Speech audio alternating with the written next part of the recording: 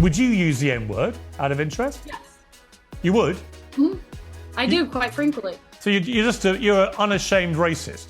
Correct. And up next, we're going to break down the most unhinged Piers Morgan segment that I've ever seen, which is saying something. So the context here, this viral story about this woman that allegedly called a young black child the N-word, and it's broken out into this big culture war where people are fundraising for this woman for some reason. I'm not going to get into that whole story itself on this. I want to react to this TV segment Piers Morgan put together about it. I'm a big fan of Piers. I think he does a good job, but sometimes his segments, sometimes he invites people that are just too delulu to even really be reasoned with, and it turns into kind of a Jerry Springer style show. That was what this fell into. It's genuinely one of the craziest things I've ever seen. Take a look at this first clip. Would you use the N-word out of interest? Yes.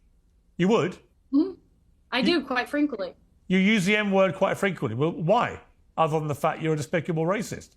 Are you? Some would say I am. I guess according to the ADL, I'm a white supremacist. I'm a neo-Nazi. Yeah, well, if you use the N-word repeatedly, you are a racist, then, are you? Sure, I'll embrace that. If that means forwarding, helping white people achieve freedom of speech, real freedom of speech. You just said to me you use the N-word regularly. In what context? Do you use it with black people? Yes, if it's appropriate. When would it be appropriate to use the N-word? When would it be appropriate? Anytime I feel like it. So you're an unashamed racist? Correct. Well, do you understand that makes you a despicable human being? I guess so. I don't really care. So the first time I saw this and I heard her just go, correct, it sent me. I laughed out loud. I'm like, what is going on? Who is this crazy person? Because there's so much to unpack here. But look, if you find yourself defending the action of calling a 5-year-old a racial slur in anger, you've lost the plot. That is obviously evil and immoral, setting aside any broader debate. And when she said, yeah, I use the N-word, I thought she was going to say something like more defensible, like, yeah, I should be able to sing along to songs in the car. Not like, yeah, I call black people the N-word in anger with the hard R. Like, oh, that is diabolical, miss. I mean, that is openly racist, and it's not okay to treat your fellow Americans and your fellow citizens that way. Something is really wrong with you. I mean, to be honest, this girl's probably just doing it for attention online. She's kind of made that her whole shtick on Twitter. But it also bothered me to hear her do this under the masquerade of standing up for white people's freedom of speech. Because listen, it's kind of a separate question. Obviously, saying mean things or racial slurs is free speech. It's protected by the First Amendment. And I will defend even hateful and odious speech in a legal context because I do believe in freedom of speech almost absolutely. But just because you can say something doesn't mean you should say something, and doesn't mean people can't get offended and upset. And just because legally you're allowed to do all sorts of horrible things doesn't mean you should if you're a kind or serious or empathetic person at all. So invoking freedom of speech as to why you call people slurs is just nonsensical. And this woman made some similarly nonsensical points in the rest of this interview. Take a listen. Well, shame on white people for allowing themselves to be systematically discriminated against in the United States. This is our country. This is a country that should be. What do you mean your country? Because I'm white and my What, there are no black people in American history? Is that what you're saying? That they've all just landed in America, invading your white country? Is that your position? Mm-hmm. Well, I mean, they were brought here technically. They were brought here technically might be the understatement of the 21st century. They were brought here in mass as slaves against their will. That's actually pretty horrible. And just dismissing it well, they were brought here technically. Wild. Absolutely wild. And I do have to say, I am absolutely willing and ready and able to criticize policies that are discriminatory against white people in the name of DEI. I've talked a lot about affirmative action, these kinds of things. And there is a real anti-white sentiment in some pockets of American life, especially online hyper-woke circles. But I always roll my eyes at people who want to seriously act like white people are oppressed in modern America. No, they're not. Not on net, not on balance. You can walk out into into the world, and just the world is your oyster as a white person still. You may occasionally face some sort of adversity or discrimination in like a DEI context in corporate America or higher education or whatever, but spare me this victim script. White people are not oppressed. Okay, we are still in the freest and most prosperous, large-scale human civilization to ever exist. The world is still very much your oyster, and 99% of the time, the people you encounter, unless you're like on the campus of Harvard or something, are not going to discriminate against you because you're white. It's just a victim script that reminds me of woke people when they act like, oh, woe is me as a white person in 2025. I'm not saying there's no issues. I talk about them on the show, but spare me this Rosa Parks imitation, okay? Give me a break. And America is not our country as white people. This is a very stupid and bizarre argument. The same way that I disagree with like woke leftist progressives when they argue that white people today owe some sort of debt or have some sort of guilt for slavery or things their ancestors did, I think that's evil, right? Because it has nothing to do with me. I never chose that. I was never involved in that. It's also actually evil to do the opposite thing in the opposite direction, where you say,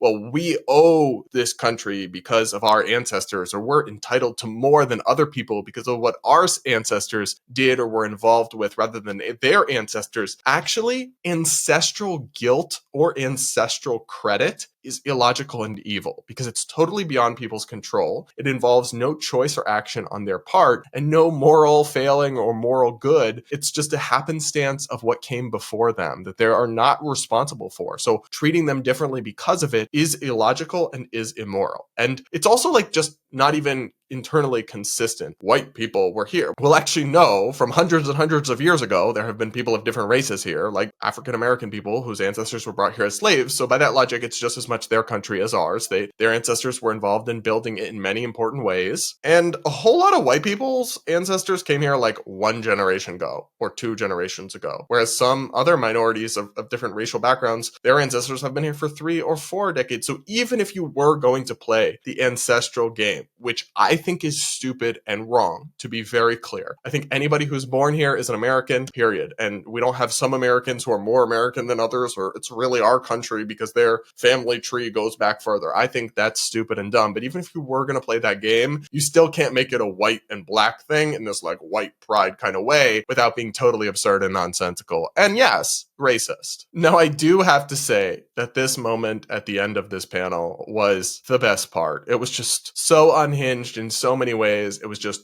chef's kiss of our Delulu epidemic in society, all wrapped up in one. Take a listen to this clip. I want to live in a country where people are allowed to say what they want unashamedly, and you will Well, go not on then, have say free- it. Say you the will M. not have Go on, free say. speech. Go on, say the M word. Go on. I'm No, not no, saying- no, no, hang don't on. invite. No.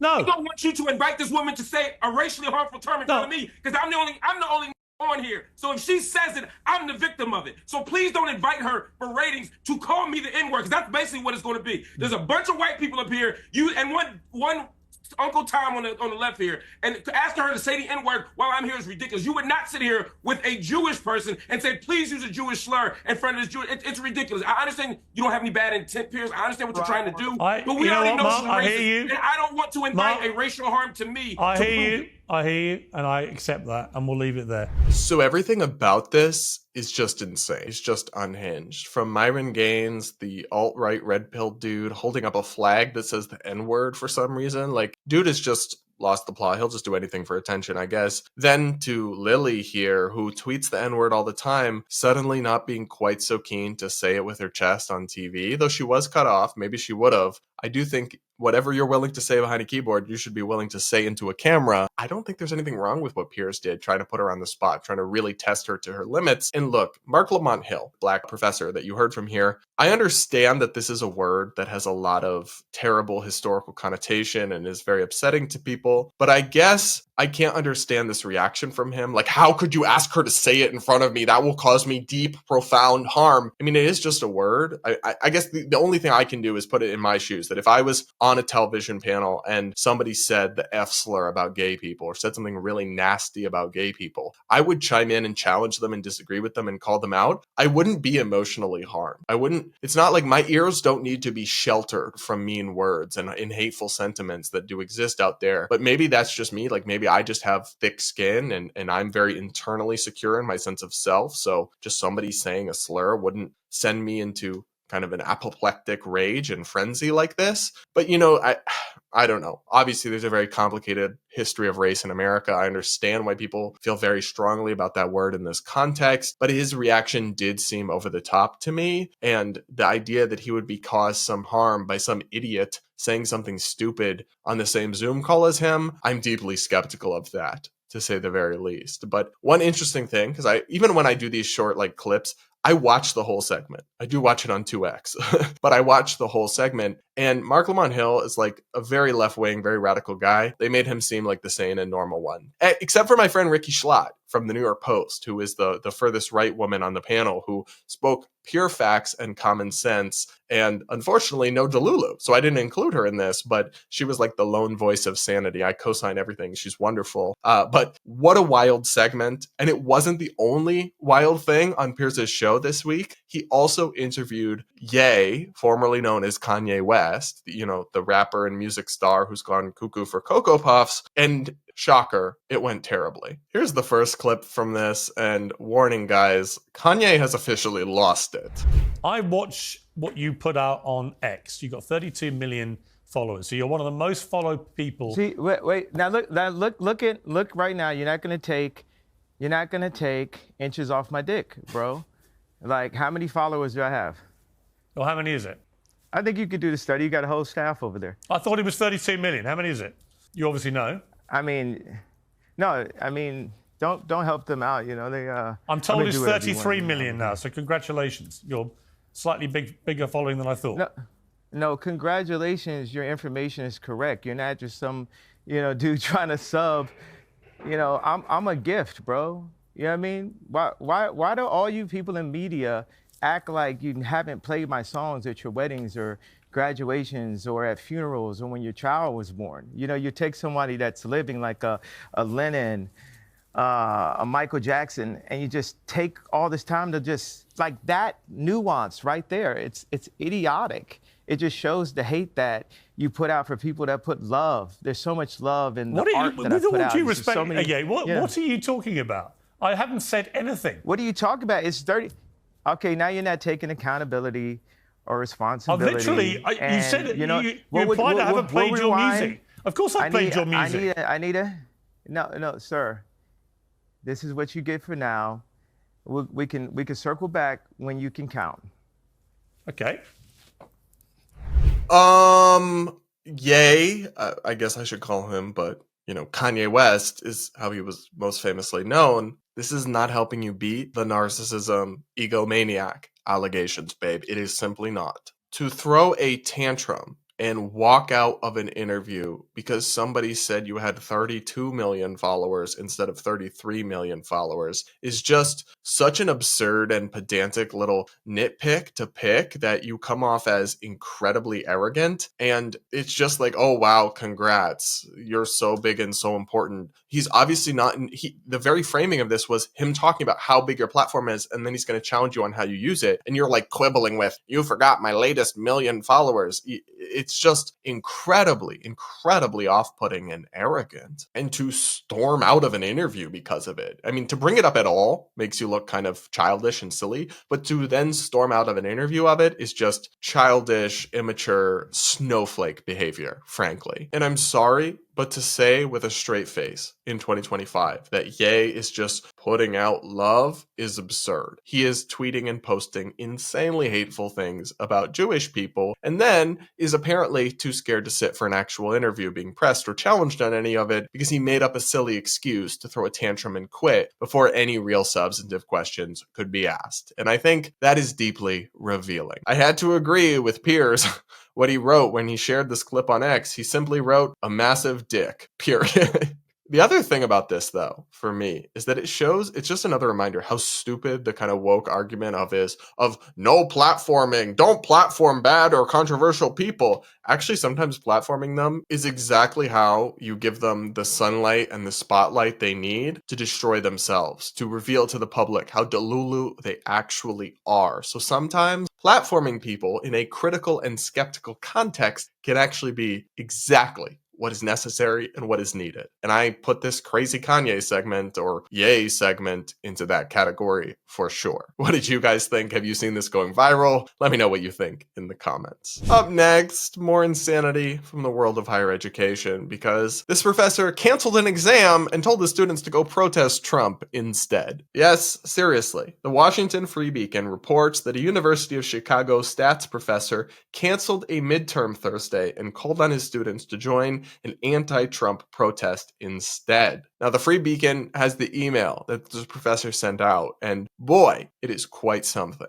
Midterm canceled. Dear students, the country is in an emergency. The Trump administration is kidnapping people off the street, deporting them to foreign prisons, jailing and threatening to deport students who demonstrated in support of Palestinians, ignoring Supreme Court decisions, attacking higher education institutions, dismantling environmental protections, dismantling the research on climate change and on health, arbitrarily canceling visas of foreign students, and on and on and on. So today, thousands across the country are demonstrating in a national day of action. As a small contribution to this day of action, I'm canceling the midterm and calling you, if you are able, to join the Chicago demonstration announced here. It will begin at 11 a.m. in Union Park, marching against this dangerous authoritarian administration as of the utmost importance. He continues, I know you have studied hard for the exam, so I will post the exam as a homework to be handed in on Tuesday, May 6th. Your final grade will be based on a reweighing of the homework, quizzes, and final project.